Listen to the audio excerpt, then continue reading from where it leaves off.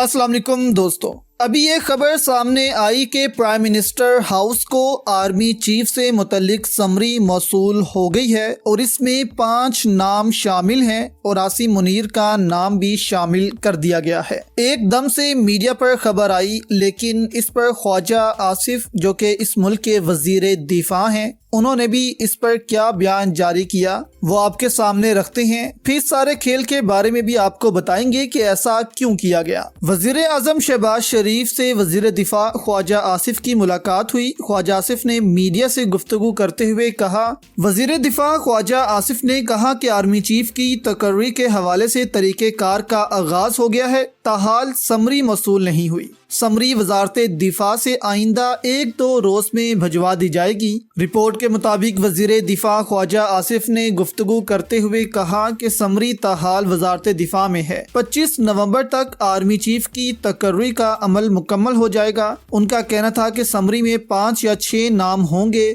Dossier भी उनके साथ ही आएंगे, यानी कि अभी तक समरी वजीर आजम हाउस तक नहीं पहुंची। अब देखें, इस वक्त 2 मामला चल रहे हैं पाकिस्तान में बहुत शदीद। एक तो आपके सामने है कि आर्मी चीफ के हवाले से अहमद नूरानी ने एक आर्टिकल लिखा है जिसमें उन्होंने बताया है कि कैसे कैसे 6 सालों में कमर बाजवा का खानदान लखपति से खरबपति बना। इस पर भी नून लीग का बयान आपके सामने रखते हैं, लेकिन पहले आपको बताते हैं कि कैसे आसिम मुनीर पर गेम खेली जा रही है। देखें, नून लीग का वाज़िया ऐलान है कि वो आसिम मुनीर को ही अगला आर्मी चीफ लगाना चाहते हैं, लेकिन वो लगा इसलिए नहीं पा रहे क्योंकि इदारे तैयार नहीं हैं, और इनका कहना है कि क्योंकि आसिम मुनीर पहले रिटायर हो जाएंगे तो इसलिए इसको आर्मी चीफ नहीं लगाया जा सकता। लेकिन नून लीग बाजिद है कि इसी को लगाना है, और इसके लिए आपके सामने है कि बिलावल ने सदर पाकिस्तान तक को धमकी लगा दी कि अगर इसमें कोई गड़बड़ करने की कोशिश की तो तुम्हें बताएंगे, ये तुम्हारी आखिरी गलती होगी। अब ऐसे ही बिलावल ने ये धमकी नहीं लगाई, बल्कि इसके पीछे भी एक गेम है कि किसी तरह आसिम मुनीर को ही अगला आर्मी चीफ लगाया जाए। अब एकदम से खबर फैलाई जाती है कि समरी आ गई है, 5 नाम हैं, इसमें आसिम मुनीर का भी है।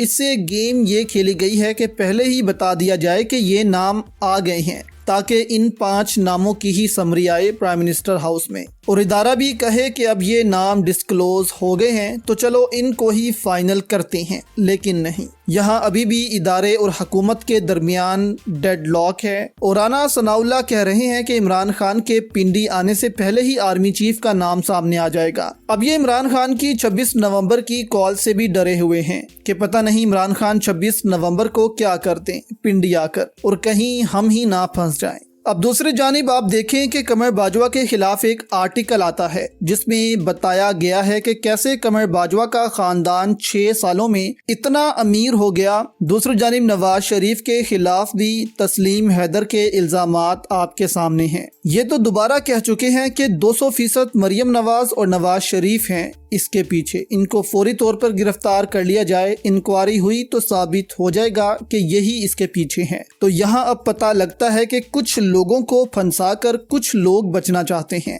अब इसका मतलब ये नहीं कि जो आर्टिकल अहमद नूरानी ने लिखा है वो गलत है, इसकी भी तहकीकात होनी चाहिए। देखिए, जो इल्जाम लगते हैं इनकी तहकीकात करें पाकिस्तान में। ये पाकिस्तान में एक अलमिया है कि इल्जाम तो लगा दिए जाते हैं लेकिन उन पर इंक्वायरी नहीं होती। अब अता तारड़ ने भी कमर बाजवा को डिफेंड किया, इस पर ईमान मजारी ने उनको जवाब दिया। अता तारड़ कहते हैं कि ये ट्रेंड बन गया है कि कोई रिटायर होने लगे और इज्जत से घर जाने लगे तो इस पर इसके खानदान की खवातीन पर इल्जामों की बौछार कर दो। काबिले मुजम्मत फेल है और इसकी टाइमिंग मशकूक है। बस इतना कहूँगा कि मौशी मैदान में जंग हो या दहशतगर्दी के खिलाफ सिपा सलार की खिदमत का एतराफ़ होना चाहिए। इस पर ईमान मजारी कहती हैं कि आपका मकसद वोट को इज्जत देना था, जर्नैलों के एहतसाब का मुतालबा करने की बजाय आप अपनी मर्जी से इनके बूट पॉलिश करने का इंतखाब कर रहे हैं। PMLN जिस तरह से अपने बयानिए को कत्ल किया है वो इंतहाई अफसोसनाक है। एक बार फिर बड़े डैडी के पसंदीदा बनने के लिए खुशी से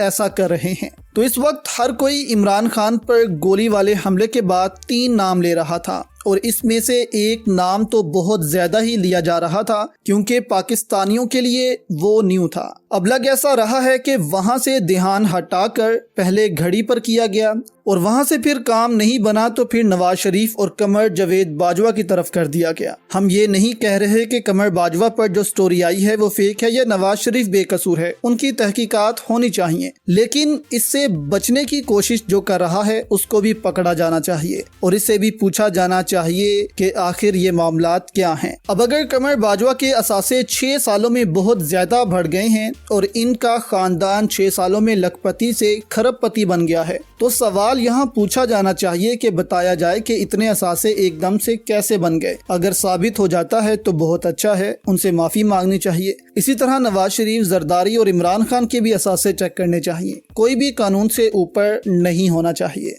आपकी इस पर दोस्तों क्या राय है, हमें नीचे कमेंट्स में जरूर बताइएगा।